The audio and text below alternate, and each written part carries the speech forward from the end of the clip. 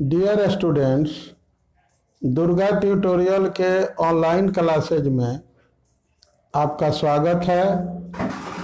हम आपको इस वक्त 10th क्लास का हिंदी प्रतिदिन पढ़ाते हैं। पिछले 12 लेक्चर में हम आपको गोधुली भाग 2 के 12 कविताएं पढ़ा चुके हैं। आज हम आपको 5 कहानियों वाली एक पुस्तक है जिसका नाम है वर्णिका। उस पुस्तक को पढ़ाने जा रहे हैं। इसके बाद हम आपको गद्य खंड में भी 12 पाठ हैं, उसको पढ़ाएंगे। फिर कुछ व्याकरण की जानकारी आपको हम देंगे। उसके बाद मेरा रैपिड प्रिपरेशन कोर्स प्रत्येक सब्जेक्ट के लिए है, वो भी हम आपको पढ़ाएंगे। आप हमारे YouTube चैनल पर जाकर कई विषयों के रैपिड प्रिपरेशन कोर्स कुछ चालू हो चुके हैं, कुछ चालू होने जा रहे हैं, उसको देख सकते हैं। और वहाँ पर 9th, 10th, 11th और 12th के कई सब्जेक्ट अवेलेबल है, आप वहाँ पर देख सकते हैं। मेरा सर्चिंग वर्ड है दुर्गा ट्यूटोरियल सरोज मिश्रा, तो आप वहाँ देख सकते हैं। और इस लेक्चर को भी हमारे YouTube चैनल पर पुनः अपलोड किया जाएगा, आप वहाँ भी इसको दोबारा देख पाएंगे।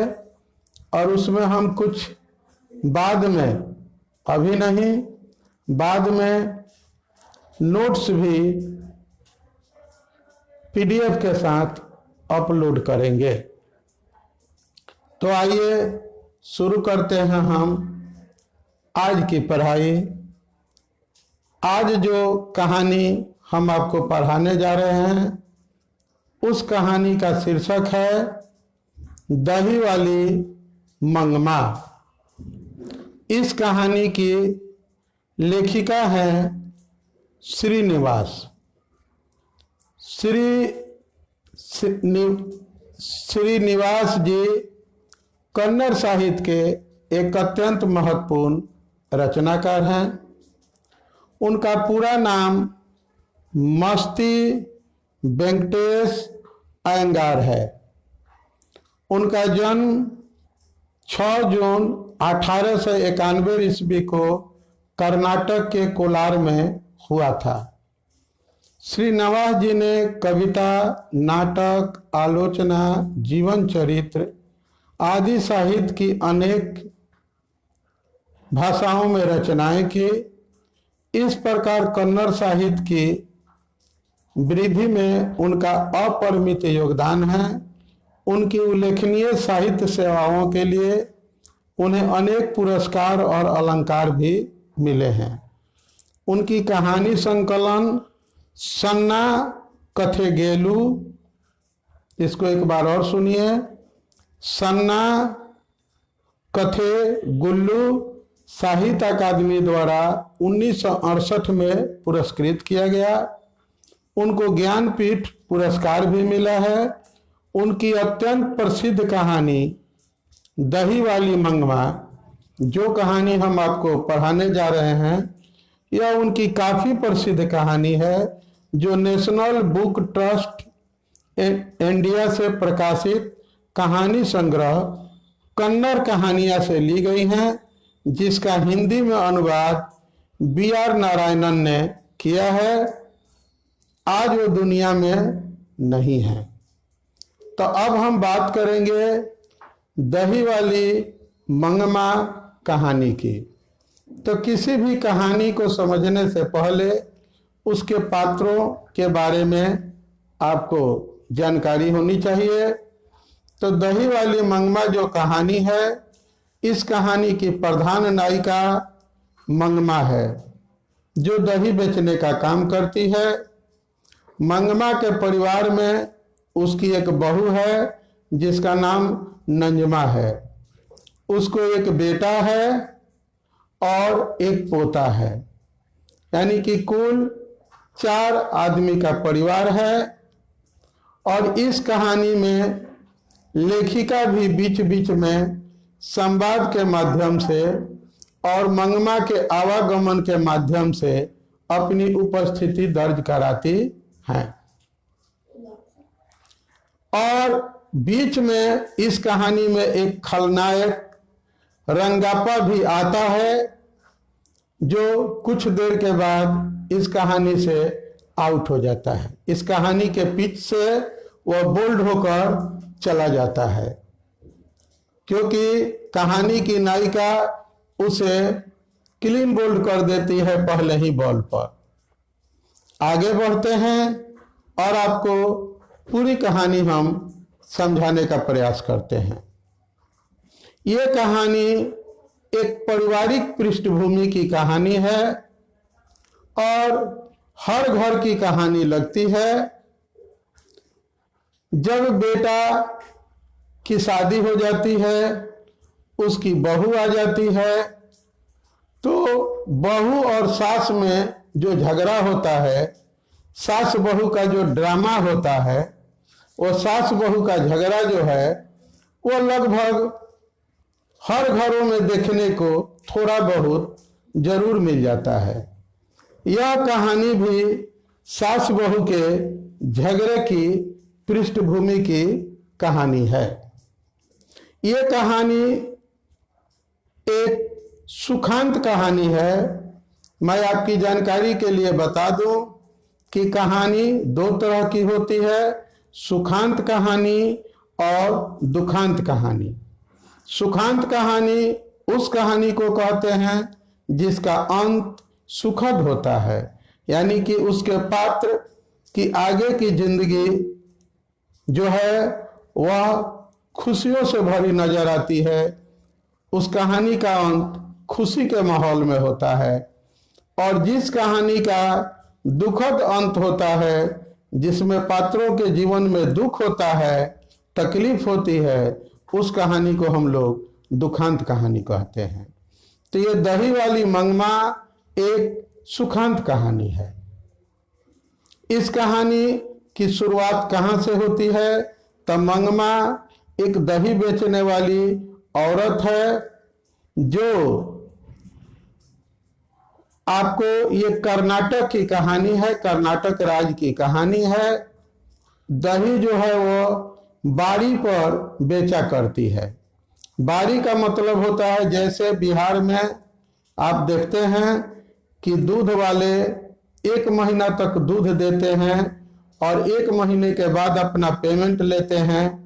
उस तरह से साउथ इंडिया में दही भी प्रतिदिन बेचने वाली आकर दे जाती है और महीने भर का पेमेंट एक साथ लेती है। उसको बाड़ी के नाम से जाना जाता है।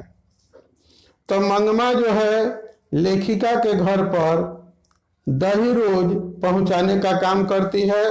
उन्हीं के आसपास के जगह पर वह दही बेचती है और कभी कभी अपने जीवन का सुख दुख उनके साथ जो है वह बांटती भी है।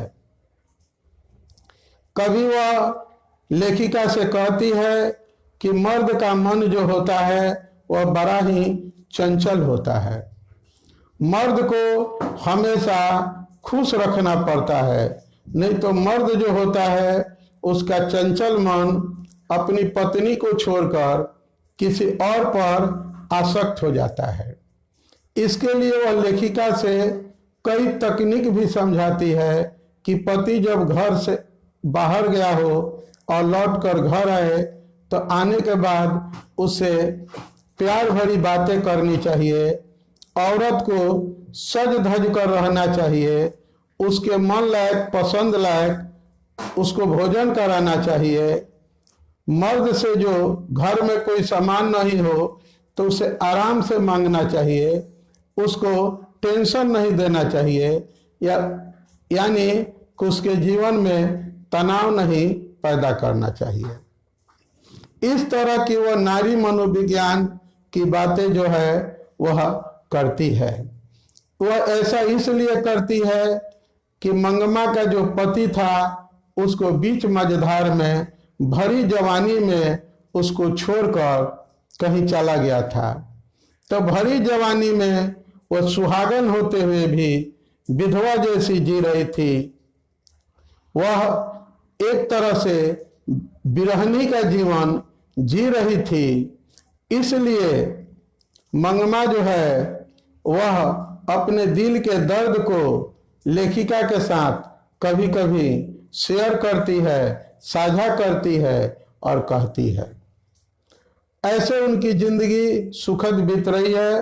बहू खाना बनाती है, घर पर रहती है, घर का देखभाल करती है।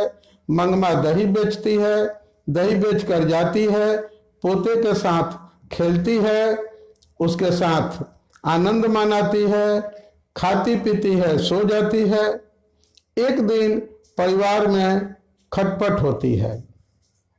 बहू जो थी वह मंगमा के पोते को यानी कि अपने बेटे को पीट रही थी।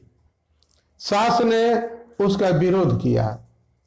सास के विरोध करने पर बहू ने जो है थोड़ा सा ठेस पहुंचाने वाली बात जो है वो सास को बोल दी। वो बोली कि मैं अपने बेटे को मारती हूं, इसमें तेरा क्या जाता है? मैं जो चाहूं अपने बेटे के साथ कर सकती हूं। मंगमा कहती है कि तेरा बेटा मेरा भी तो कुछ लगता है, आने दे मेरे बेटे को, मैं उससे तुम्हारी शिकायत करूंगी। और वो बहू को धमकी देती है कि बेटा के आने पर वह उसको डटवाएगी, पिटवाएगी। लेकिन जब बेटा आता है, माँ कहती है कि देखो तुम लोग के साथ हम नहीं रह सकते हैं, मुझे रहने में कठिनाई है। बेटा पूछता है कि बात क्या है? तो वह कहती है कि वो पोते को बहुत ज्यादा मारी है और मैं डांटी तो मुझको भी उल्टा पुल्टा बोलने लगी, तू इसको सजा दे। बेटा बहू से पूछता है कि क्यों जी, तूने माँ के साथ ऐसा दुर्व्यवहार क्यों किया?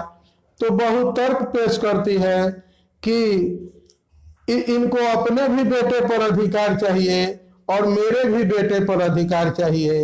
ये कैसे हो सकता है?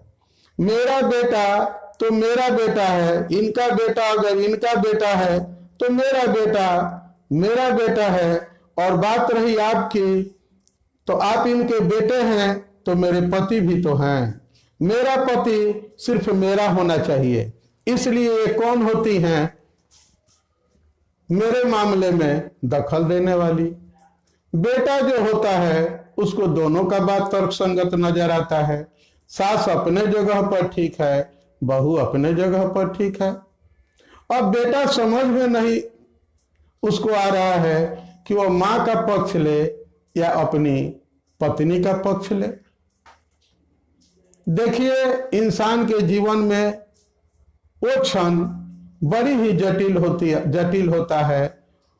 वह परिस्थिति बहुत ही कठिन होती है जब उसको माँ और पत्नी में झगड़ा का सामना करना पड़ता है। एक ने उसे जिंदगी दी है तो दूसरे के साथ उसे जिंदगी गुजारनी है। वह किसको अहमियत दे? माँ ने उसे जीवन दिया है, अगर माँ न होती तो वह संसार में न आया होता, उसकी दुनिया नहीं होती, उसके जीवन में पत्नी भी ना आती। इसलिए माँ भी महत्वपूर्ण है। माँ को भी नजरअंदाज नहीं किया जा सकता है। और अगर पत्नी जो है छोड़ के चली जाए तो अर्धांगिनी है, उसके बिना अधूरा जीवन कैसे बिताया जाए? तो एक इंसान के लिए बड़ी कठिन घड़ी होती है कि वह जाए तो जाए कहाँ, किसका साथ दे। बड़ी मुश्किल घड़ी होती है उसके लिए और वह निर्णय नहीं कर पाता है। तो आजकल के इंसान जो होते हैं वह माँ की ममता को माँ के त्याग को, माँ की तपस्या को, माँ के एहसान को भूल जाते हैं और सीधे पत्नी का पक्ष लेते हैं। वही काम जो है मंगमा के बेटे ने भी किया और कहा कि माँ काहे को तू लफड़ा करती हो, ये रोज की कचकच किचकिच हमें अच्छी नहीं लगती है, काहे को घर में तुम हल्ला गुल्ला करते रहती हो, ये अच्छी बात नहीं है। मंगमा कहती है कि ठीक है, अगर मैं गलत हूं तो तू मुझे छोड़ दे, तू अलग रह, मैं अलग रहूंगी, मैं अपना बनाऊ खाऊंगी, वो अपना बनाएगी खाएगी।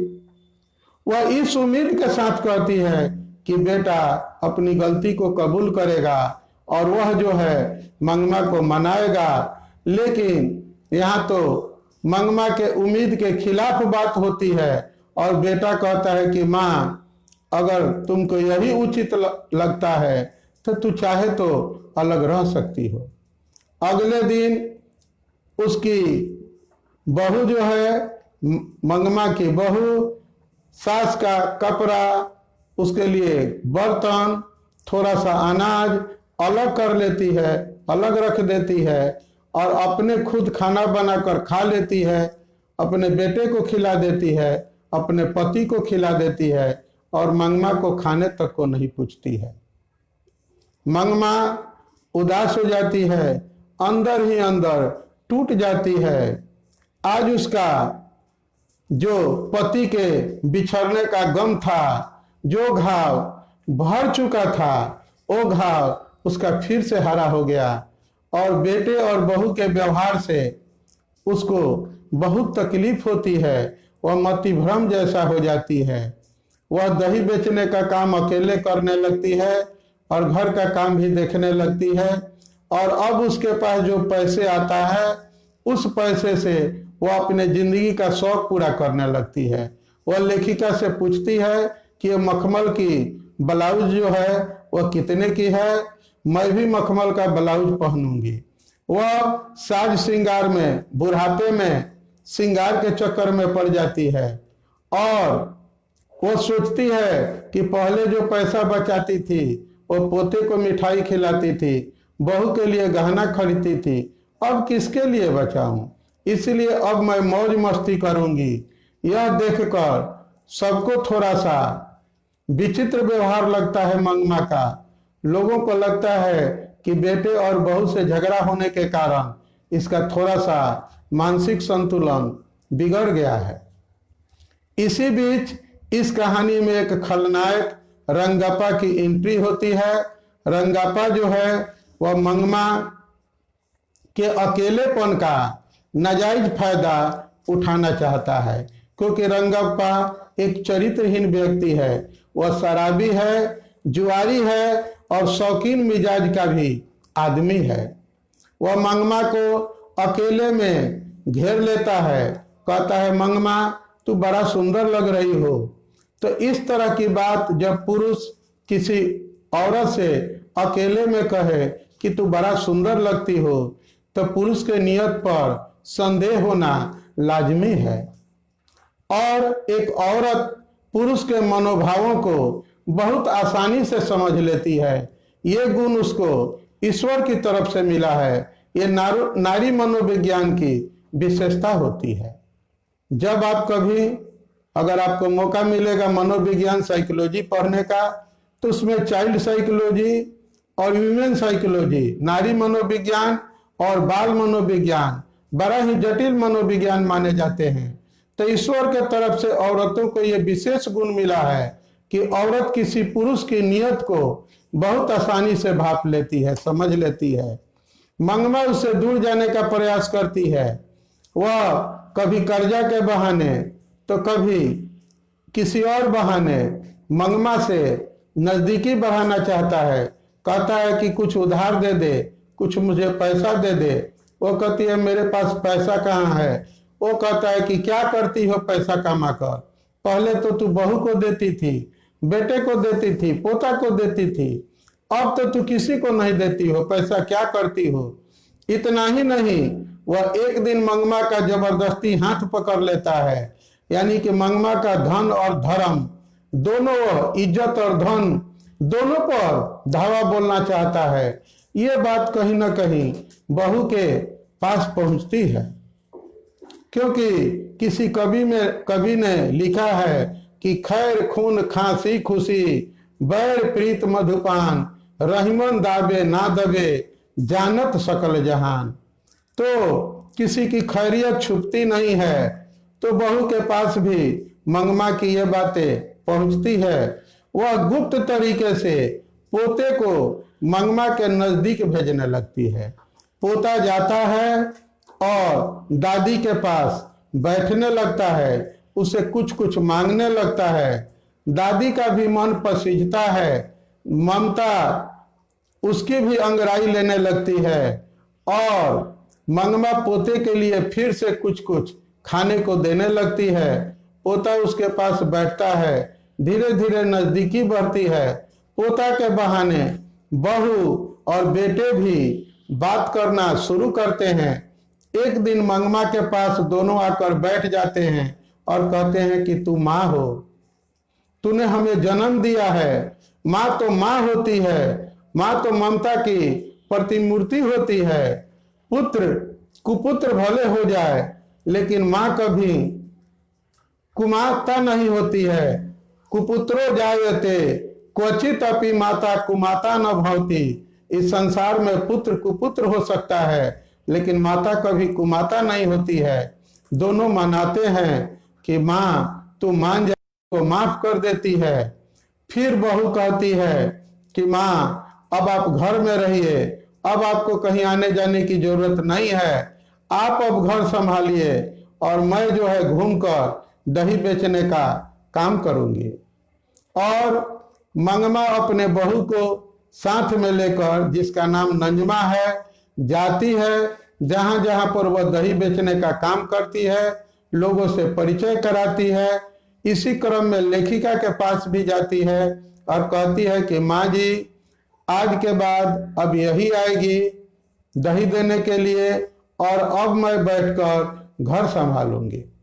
लेखिका भी प्रसन्न होती है कि चलो सास और बहू में जो झगड़ा था उसमें सुलह हो गया। दोनों एक दूसरे के साथ खुशी पूर्वक रहने लगे। और इस तरह से इस कहानी में एक अच्छी मोड़ आती है और एक खूबसूरत मोड़ आती है और नगमा का परिवार फिर से पुराने प्यार, पुरानी ममता और पुरानी खुशियों की दुनिया में लौट आती है। जिंदगी में जो दुख का पतझड़ था वो समाप्त हो जाता है और सुख की हरियाली, सुख का बसंत फिर से आ जाता है। और इसी के साथ इस कहानी का सुखद अंत होता है और सब लोग खुशी खुशी एक साथ रहने लगते हैं। अब आइए हम आपको लिए चलते हैं प्रश्न और उत्तर की दुनिया में। इस पाठ में जो महत्वपूर्ण प्रश्न आए हैं वो हम आपको समझाने जा रहे हैं। और पहला प्रश्न लेते हैं, रंगप्पा कौन था और वह मंगमा से क्या चाहता था। देखिए, एक प्रश्न के माध्यम से मैं कोशिश करूंगा कि आपको सुनकर याद हो जाए। ये याद करने का एक तरीका मैं आपको बताता हूं। रंगप्पा कौन था, वह मंगमा से क्या चाहता था। इस क्वेश्चन में दो पार्ट हैं। पहला पार्ट है रंगप्पा कौन था, दूसरा पार्ट है वह मंगमा से क्या चाहता था। तो आप रंगप्पा कौन था अगर एक वाक्य भी बना दिए, एक वाक्य भी लिख दिए, तो आप लिखेंगे कि रंगप्पा शराबी, जुआरी और नीच प्रकृति का शौकीन मिजाज वाला आदमी था। इसको एक बार और सुनिए, आपको याद हो जाएगा कि रंगप्पा शराबी, जुआरी और शौकीन मिजाज का आदमी था। वह मंगमा से क्या चाहता था, तो वह मंगमा से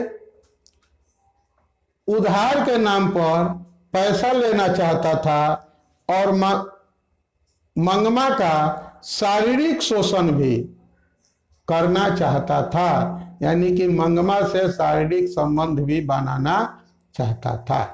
3 बार आप प्रयास करेंगे, आपको किसी प्रश्न का उत्तर आसानी से याद हो जाएगा। इसको ऊपर नीचा वाक्य को लिख लीजिए कि रंगप्पा एक शराबी, जुआरी और शौकीन मिजाज का आदमी था। वह एक चरित्रहीन नीच प्रकृति का आदमी था और वह मंगमा से उधार लेना चाहता था, साथ ही उसके साथ शारीरिक संबंध भी स्थापित करना चाहता था। अब आपको एक और प्रश्न बताते हैं। मंगमा का अपनी बहू के साथ किस बात को लेकर विवाद था? मंगमा का अपनी बहू के साथ किस बात को लेकर विवाद था? तो मंगमा चाहती थी कि उसका बेटा उसके अनुसार रहे और बहू चाहती थी कि उसका पति उसके अनुसार रहे, यानी कि दोनों अपना अपना अधिकार जमाए रखना चाहती थी। इसी बात को लेकर दोनों में विवाद था, यानी कि यहाँ उत्तराधिकार की समस्या थी। एक ही व्यक्ति पर एक बेटा के नाते अपना अधिकार जमाए रखना चाहती थी और एक पति के नाते अपना अधिकार जमाए रहना चाहती थी। इसी को लेकर दोनों में विवाद था। बहू ने सास को मनाने के लिए कौन सा तरीका अपनाया? बहू ने सास को मनाने के लिए कौन सा तरीका अपनाया? तो बहू ने सास को मनाने के लिए जो है वह पोते का सहारा लिया। धीरे धीरे वह पोता को सास के पास भेजने लगी और पोता के माध्यम से मंगमा के दिल को पिघलाने का प्रयास करने लगी। धीरे धीरे उसका गुस्सा शांत हो गया और सास जो थी वह मान गई। चौथा प्रश्न है, दही वाली मंगमा कहानी का मूल विषय क्या है? तो दही वाली मंगमा कहानी का मूल विषय है पारिवारिक जीवन में छोटी छोटी बातों के फलस्वरूप आने वाले बिखरावों को दिखाकर उसे बुद्धिमत्तापूर्ण संभालने की ओर लोगों को प्रेरित करना। दही वाली मंगमा कहानी यह हमें संदेश देती है। इस कहानी से पता चलता है कि हम थोड़ा सा सुलझे मन से बुद्धिमानी से काम ले, तब परिवार में जो छोटी छोटी बातों को लेकर बड़ा बिखराव हो जाता है, हम उस बिखराव को रोक सकते हैं। अगला प्रश्न है कि मंगमा के अंधविश्वासी होने का पता किस बात से चलता है? तो कौवे के द्वारा आदमी के शरीर से स्पर्श होने पर मरने की बात से पता चलता है कि मंगमा अंधविश्वासी भी थी। इस कहानी का कथावाचक कौन है, उनका परिचय दीजिए। तो इस कहानी का कथावाचक स्वयं लेखिका हैं और वह जो है उनका नाम श्रीनिवासन है और वह कन्नड़ भाषा की एक बहुत मशहूर साहित्यकार हैं। ये बात हमने शुरू में ही आपको बता दिया था।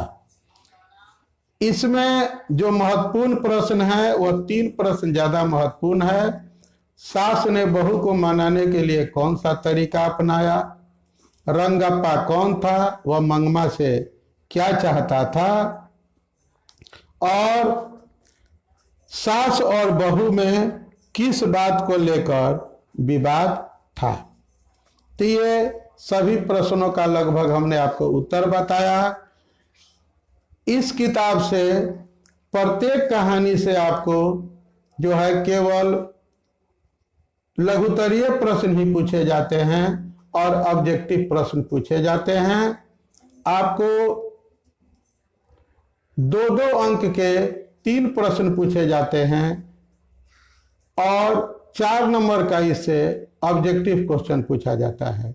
कुल 10 अंक के प्रश्न आपको इस वर्णिका किताब से आते हैं। 5 कहानियां हैं। लगभग सभी कहानियों से कोई न कोई प्रश्न पूछा जाता है। इसमें आप कहानी के लेखक का नाम, किस भाषा की कहानी है उस भाषा का नाम, ये कहानी के मुख्य पात्र कौन कौन से हैं उसका नाम आपको याद रखना पड़ेगा। आप कहानी पर आधारित वस्तुनिष्ठ प्रश्नों के उत्तर आसानी से दे पाएंगे। वैसे हम आपको वस्तुनिष्ठ प्रश्न पढ़ाएंगे भी और कुछ आपको नोट्स भी उपलब्ध कराएंगे। आज का लेक्चर हम अपना यहीं समाप्त करते हैं। आप हमारे YouTube चैनल पर इस वीडियो को पुनः देख पाएंगे जब हम इसे अपलोड करेंगे। पहले तो हम केवल लेक्चर को अपलोड करेंगे, उसके बाद हम हर चैप्टर के साथ कुछ प्रश्नों को भी अपलोड करेंगे और उसके बाद हम आपके लिए ऑब्जेक्टिव प्रश्नों की जो है सेट लेकर आएंगे और आपको ऑब्जेक्टिव क्वेश्चन पढ़ाएंगे भी। वो हमारे YouTube चैनल पर आपको मौजूद मिलेगा। तो आज के लेक्चर यहीं हम समाप्त करते हैं। फिर मिलते हैं कल एक दूसरी कहानी के साथ। 5 कहानियां हैं। आज एक कहानी हमने आपको पढ़ा दिया। 4 दिन में और 4 कहानी पढ़ाएंगे। उसके बाद हम गद्य खंड से आपकी शुरुआत करेंगे। 12 लेक्चर में वो भी समाप्त हो जाएगा। फिर हम आपको व्याकरण की जानकारी परीक्षा के ख्याल से देंगे कि आप व्याकरण पर आधारित प्रश्नों का उत्तर कैसे आसानी से लिख पाएंगे। ये सारे लेक्चर हमारे YouTube चैनल पर उपलब्ध होंगे जिसका नाम है दुर्गा ट्यूटोरियल। सर्चिंग वर्ड है दुर्गा ट्यूटोरियल सरोज मिश्रा। हम आपको ट्विटर पर, इंस्टाग्राम पर, फेसबुक, YouTube चैनल पर मिलेंगे। बहुत जल्दी अन्य डिजिटल प्लेटफॉर्म पर भी हमारी आपकी मुलाकात होने वाली है, जिसकी सूचना समय के साथ हम आपको देंगे। तब तक के लिए आप सबको थैंक यू, धन्यवाद।